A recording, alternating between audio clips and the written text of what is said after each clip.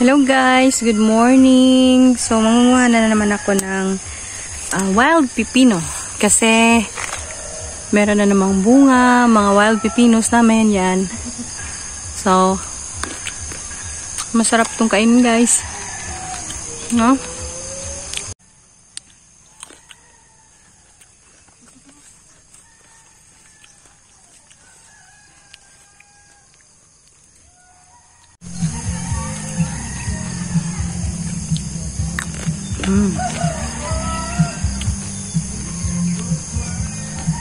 So malinis po yan kasi hindi na yan nakasayad sa lupa. Tapos nalilinis ng ulan. Very good for the health po.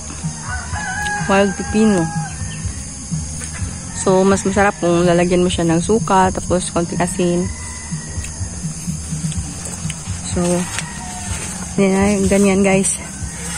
Maraming mga wild na ito din nating makuha, no?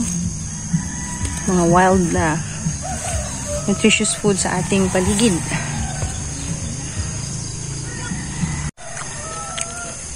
Oh, ito guys. Kinakain ko lang ito ng diretso. Kung salad to. Manguha ko ng marami. Ayan, nilagay ko na lang sa aking damit kasi wala akong dalang sisidlan. So, mangunguha tayo ng marami para meron tayong gawing salad. So, eto. So, tumutubo lang po ito. Mga wild. So, kung makakakita ka nito, nasa bukid ka, at ikaw ay gutom na gutom, pwede mo itong kainin. Yan. Pwede mo itong kainin.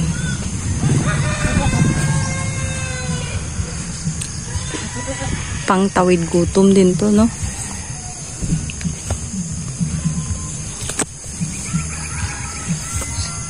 So, ayan, may bahay ng aliling.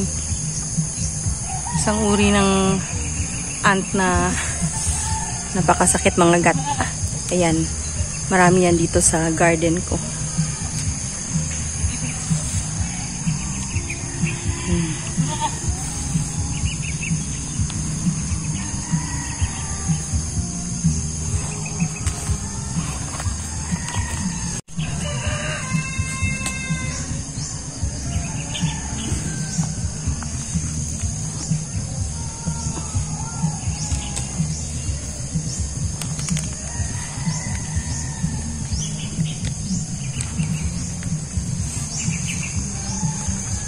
So, marami pa siyang bunga, no? So, yung mga namimiss na ang pipino, tsaka meron kayo nito sa paligid nyo, pwede nyong pitasin, pwede nyong kainin. So, ganito lang po ang itsura ng kanyang ng wild cucumber, no? Ganyan. Oh. May bunga na siya. So, madali lang po siyang makilala.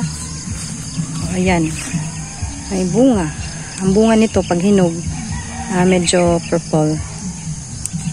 Madali lang siyang pitasin. Ayan.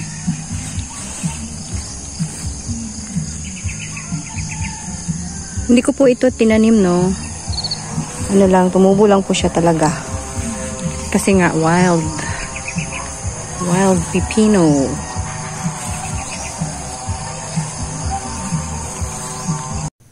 Dito guys ay gumagawa na po ako ng sarsa para po sa aking wild pipino salad. Naghihiwa po ako dito ng sibuyas at saka luya. So importante po yung luya kasi masarap po yung medyo maanghang-anghang po ang ating salad. So yan lang po ang ginamit ko kasi yun lang po ang available sa aking kitchen. Hindi pa po ako nakapag-market. Pagkatapos niya, lalagyan mo na ng seasoning kung anong gusto mo, medyo matamis-tamis or medyo maalat. So, ikaw na po yung magtatansya kung anong gusto mong ilagay. So, sa akin po, ay nilagyan ko lang po ng asin. So, ayan. Konti lang po ang ginawa kong sauce kasi konti lang po ang nakuha kong wild pipino. So, masarap po talaga pag kumakain tayo, meron tayong konting mga salad para appetizer. So, ganyan. Minix ko lang po yung aking ginawang sarsa. Tsaka, nilagay ko na sa wild pepinos. So, ayan guys. Tapos na po ang ating salad na wild pepino or wild cucumber. So, masarap po ang wild cucumber. Tsaka madali pa siyang kainin. O, ayan. So, sa mga hindi pa nakakilala ng wild pepino, ayan, masarap po siyang kainin guys at very healthy. Kain tayo guys! Kain tayo! Gulay, tsaka yung salad namin na pepino, tsaka gulay, tsaka pinirito. O, ayan! Thank you for watching!